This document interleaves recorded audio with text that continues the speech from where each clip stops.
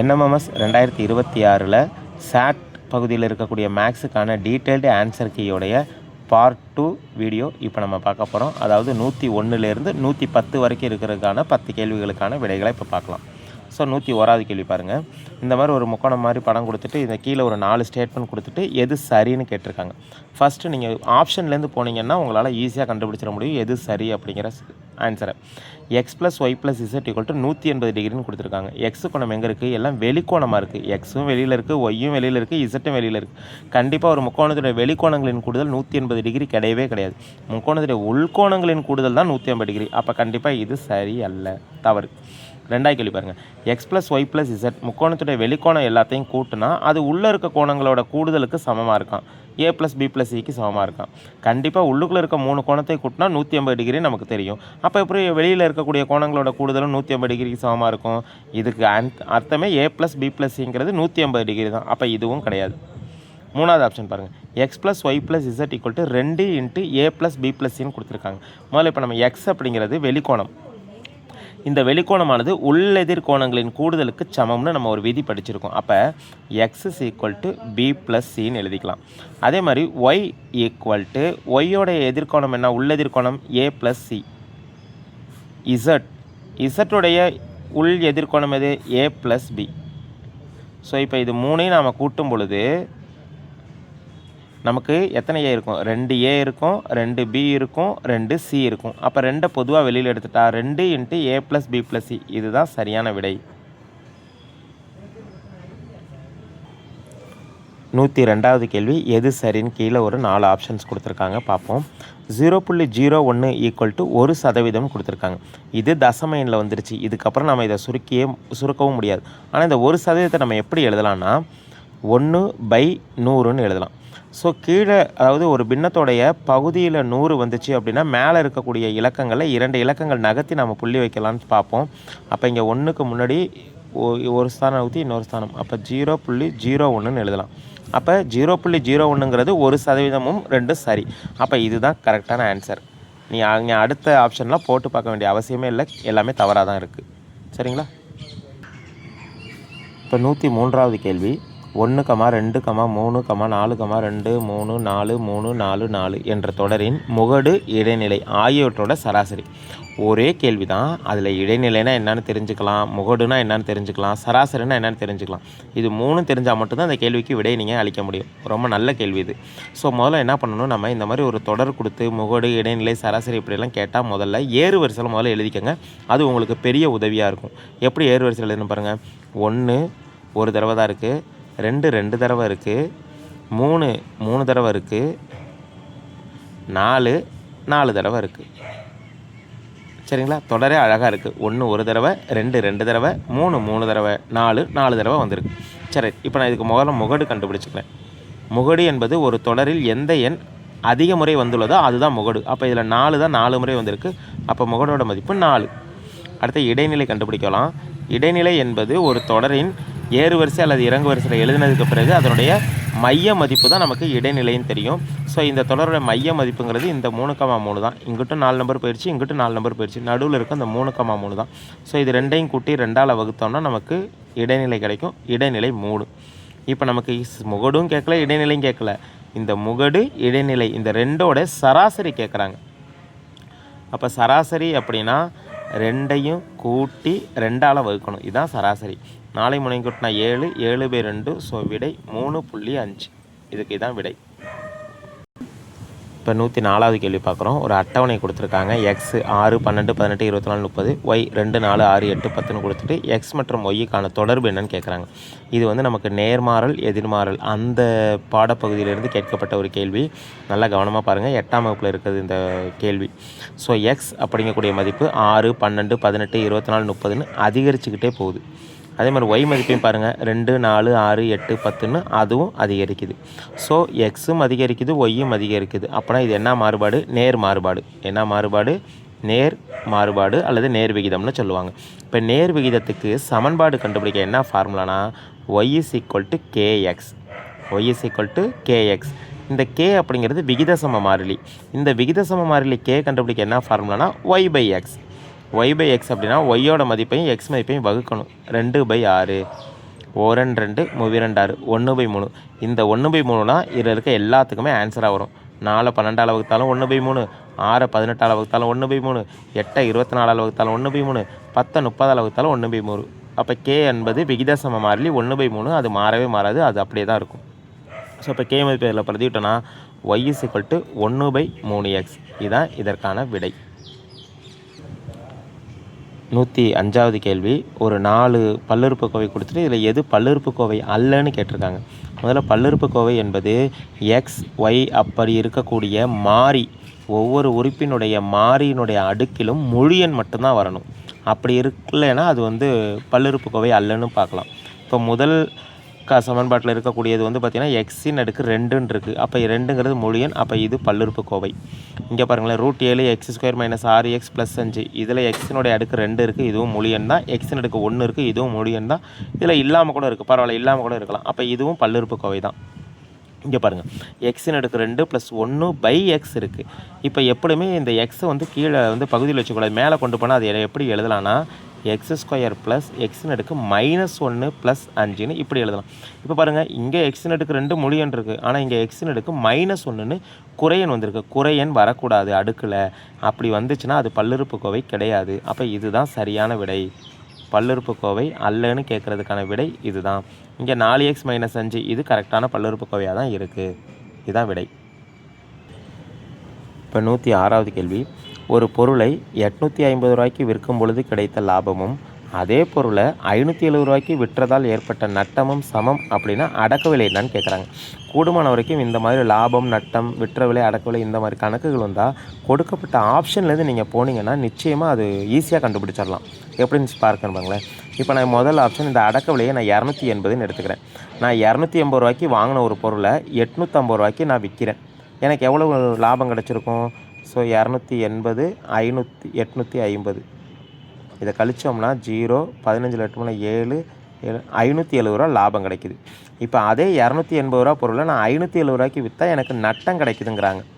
So 570, 280 கழிக்கும் பொழுது 0, 7 8 போகாது, 17 8 போனால் மீதி 9, 4 4 2 2. ஆனால் இந்த லாபமும் நட்டமும் சமம் அப்படிங்கிறாங்க. எனக்கு இங்கே லாபம் 570 ரூபா கிடச்சிருக்கு, நட்டம் 290 ரூபா கிடச்சிருக்கு. அப்போ கண்டிப்பாக இது ஆன்சர் கிடையாது. அதே இங்கே 710 இருக்கா, இதை எடுத்துக்கலாம். ஸோ 850 ரூபாய்க்கு விற்கிறேன், 710 ரூபாய்க்கு வாங்கின ஒரு பொருளை. ஸோ கழிச்சா 0, 5ல் 1 போனால் 4, 8ல் 7 போனால் 1, 140 ரூபா லாபம் கிடைக்குது. அதே 570 ரூபாய்க்கு விற்கும்போதுனா அப்போ 710, 570. ஸோ கழிக்கும் பொழுது 0, 4, 6, 6ல் 5 போனால் 140. பாருங்களேன், 710 ரூபாய்க்கு அது ஒரு அடக்கமான ஒரு பொருளை 850 ரூபாய்க்கு விற்கும் பொழுது லாபம் 140 ரூபா கிடைக்குது. அதே 710 ரூபாய்க்கு வாங்கின பொருளை 570 ரூபாய்க்கு விற்கும்போது 140 ரூபா நட்டம் கிடைக்குது. ஸோ அப்போ 710 தான் சரியான விடை. நீங்கள் அடுத்தடுத்த ஆப்ஷன்லாம் செஞ்சு பார்க்க வேண்டிய அவசியமே இல்லை. இது நீ ஆன்சர்னு ஷேர் பண்ணிட்டு போயிடலாம். ஓகேங்களா? ரைட். 107வது கேள்வி. ஒரு வட்டத்தின் ஆரம் 2 மடங்கானால் அதன் பரப்பளவு டேஸ். ஸோ நமக்கு வட்டத்தினுடைய பரப்பளவுக்கான ஃபார்முலா πr². சரிங்களா? இப்போ இந்த ஆரம் எத்தனை மடங்காக மாறுது? 2 மடங்காக மாறுதுங்கிறாங்க.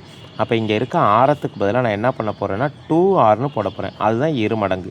அப்போ பரப்பளவில் சப்ஸ்டிட் பண்ணுவோமா? π2r². π 2r² பண்ணால் 4, r² பண்ணால் r². ஸோ அந்த 4 முன்னாடி வச்சுட்டா 4πr². ஸோ இங்கே ஒரு πr² கிடைக்குது, இங்கே 4πr² கிடைக்குது. அப்போ ஆரம் 2 மடங்கானால் பரப்பளவு எத்தனை மடங்காகும்? 4 மடங்காக அதிகரிக்கும்.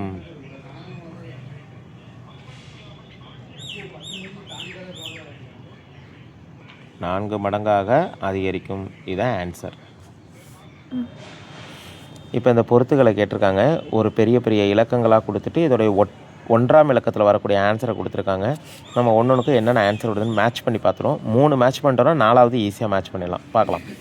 இங்கே பாருங்களேன், 0 கடைசி இலக்கம் 0 அதை நீங்கள் எத்தனாவது ரூபா போட்டு பெருக்கினாலும் அது 0 தான் வரும். ஓகேங்களா? ஸோ அப்போ இதோடைய 1ஆவது இலக்கத்தில் 0. 1ல் 1ஆம் இலக்கம் அதை நீங்கள் எத்தனாவது ரூபா போட்டு பெருக்கும்போதும் 1 தான் வரும். ஸோ 0வை 1ஐ பெருக்கும்போது 1. ஸோ அந்த ஆன்சர் 0வை 1ஐ பெருக்கும்போது 0. ஸோ அப்போ இதை எதை பெருக்கினாலும் எத்தனாவது ரூபா பெருக்கினாலும் என்ன தான் வரும்? 0 தான் வரும். ஸோ ஆப்ஷன் ஏவுக்கு விடை 4.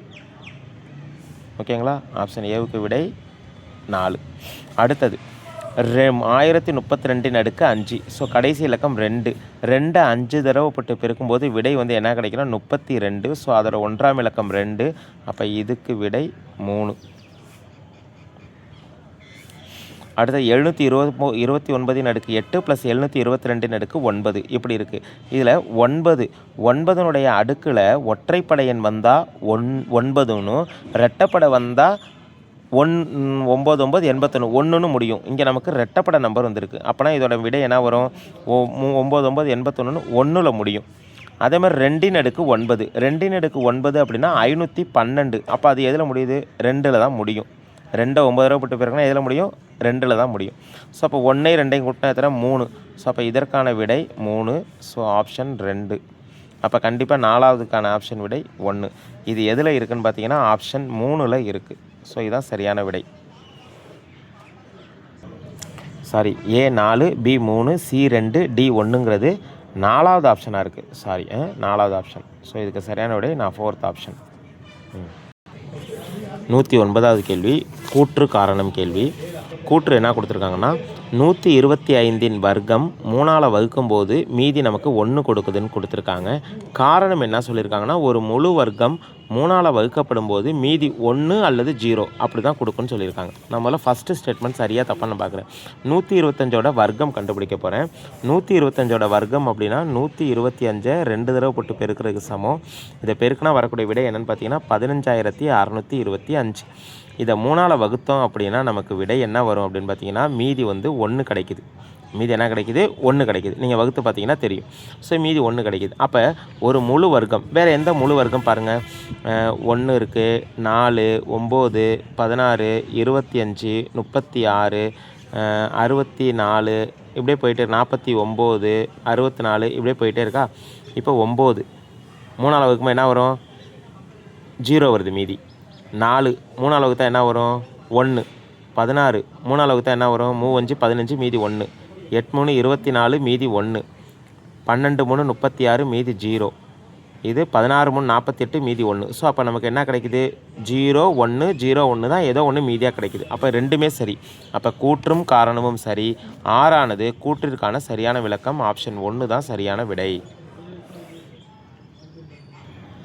110வது கேள்வி, ஒரு முக்கோணத்தின் 2 பக்கங்கள் 4 சென்டிமீட்டர் மற்றும் 5 சென்டிமீட்டர் எனில் அதோட 3வது பக்கம் என்னன்னு கேட்டிருக்காங்க. நம்மளுடைய 7வது புத்தகத்தில் முக்கோணத்தின் சமத்துவமின்மை பண்புன்னு ஒன்று இருக்கும். அதாவது inequality, property of inequality, triangle இன்இக்வாலிட்டின்னு இருக்கும். அதாவது எப்பொழுதுமே ஒரு முக்கோணத்துடைய 2 பக்கங்களின் கூட்டுத்தொகையானது 3வது பக்கத்தை விட அதிகமாகவோ அல்லது சமமாகவோ இருக்கும். ஓகேங்களா? ஸோ இதில் என்ன சொல்லியிருக்காங்கன்னா, ஒரு முக்கோணத்தின் 2 பக்கங்கள் 4 சென்டிமீட்டர் மற்றும் 5 சென்டிமீட்டர் எனில் 3வது பக்கம் கேட்டிருக்காங்க. நம்ம ஏற்கனவே சொன்ன மாதிரி முக்கோணத்துடைய சமத்துவமின்மை பண்பு என்ன சொல்லுது அப்படின்னு பார்த்தீங்கன்னா, இந்த 2 பக்கத்தை கூட்டி வரக்கூடிய கூட்டுத்தொகை பெருசாக இருக்கணும், மீதம் இருக்கக்கூடிய அந்த 3வது பக்கம் சின்னதாக இருக்கணும். அதுதான் இதற்கான விளக்கம். இப்போ 4 5 கூட்டினா 9 நமக்கு கூட்டுத்தொகை கிடைக்குது. ஸோ கூட்டுத்தொகை 9 கிடைக்குது. நமக்கு இதை 9ஐ விட கம்மியாக இருக்கணும் அல்லது 9ஆக இருக்கிற மாதிரி ஆப்ஷன்ஸ் என்னென்ன இருக்குதுன்னு பார்த்தீங்கன்னா 3 சென்டிமீட்டர் இருக்குது, 1 சென்டிமீட்டர் இருக்குது, 9 சென்டிமீட்டர் இருக்குது. எப்படி சார் 3 ஆப்ஷன்ஸ் எப்படி சார் கரெக்டான ஆன்சராக இருக்கும் அப்படின்னு பார்த்தோம்னா, இந்த இடத்துல நம்ம இன்னொரு பண்பை நம்ம யோசித்து பார்க்கணும். ஒரு முக்கோணத்துடைய பக்கங்கள் 4 சென்டிமீட்டர் 5 சென்டிமீட்டர் இருந்தால் அது வந்து பார்த்திங்கன்னா ஒரு செங்கோண முக்கோணத்துடைய ட்ரையாங்குலராக இருக்குது பார்த்தீங்களா. ஒரு செங்கோண முக்கோணத்துடைய பக்கங்களின் நீளங்களாக இருக்கலாம். ஸோ அப்போ 4 சென்டிமீட்டர் 5 சென்டிமீட்டர் இருந்தால் கண்டிப்பாக இன்னொரு பக்கம் 3 சென்டிமீட்டராக தான் இருக்க முடியும். ஏன்னா இது செங்கோண முக்கோணத்தினுடைய பக்கங்கள் இப்படி தான் அமையும். அப்போ ஆப்ஷன் 1 தான் சரியான விடையாக இருக்கிறதுக்கு அதிக வாய்ப்பு இருக்குது. 1ம் 9ம் இருக்கலாம் மேபி. ஸோ இதை நம்ம கவர்மெண்ட் கீ வந்ததுக்கப்புறம் நம்ம இதை தெளிவாக பார்த்துக்கலாம். ஸோ 3 சென்டிமீட்டர் ஆப்ஷன் 1 தான் ரைட் ஆன்சர். திரும்பவும் சொல்கிறேன், இங்கே செங்கோண முக்கோணம்னு கொடுத்துருந்தா கண்டிப்பாக 3 தான் ஆன்சர். ஆனால் இங்கே வெறும் முக்கோணம்னு கொடுத்துருக்காங்க. இதெல்லாம் நாமளாக எடுத்துக்கலாம். எப்படி எடுத்துக்கலாம்னா 4 சென்டிமீட்டர் 5 சென்டிமீட்டர் பக்கமாக இருந்துச்சுன்னா கண்டிப்பாக இன்னொரு பக்கம் 3ஆக தான் இருக்க வாய்ப்பு அதிகமாக இருக்குது. 1ஆகவும் இருக்கலாம், 9ஆகவும் இருக்கலாம். ஆனால் செங்கோண முக்கோணம் அப்படிங்கும் பொழுது 4 5ன்னு வந்தால் கண்டிப்பாக இன்னொரு பக்கம் 3ஆக தான் இருக்க முடியும். ஸோ இது 3 ஆன்சர் கரெக்டாக இருக்கும் அப்படின்னு நம்ம சொல்லிட முடியாது. அப்போ ஏதாவது 1 தான் இருக்கலாம். அப்போ அந்த 1 என்ன இருக்க சான்சஸ் அதிகமாக இருக்குது? 3 தான் அதிகமாக இருக்க சான்சஸ் இருக்குது. சரிங்களா? Okay, thank you students. இப்போ உங்களுடைய மேக்ஸு கீயை செக் பண்ணி பார்த்துட்டு எவ்வளவு ஆன்சர்ஸ் நீங்கள் கரெக்ட் அப்படின்னு, அதாவது 20க்கு எத்தனை ஆன்சர் நீங்கள் கரெக்ட் அப்படின்னு சொல்லிட்டு நீங்கள் கமெண்ட்டில் சொல்லுங்கள். தேங்க்யூ.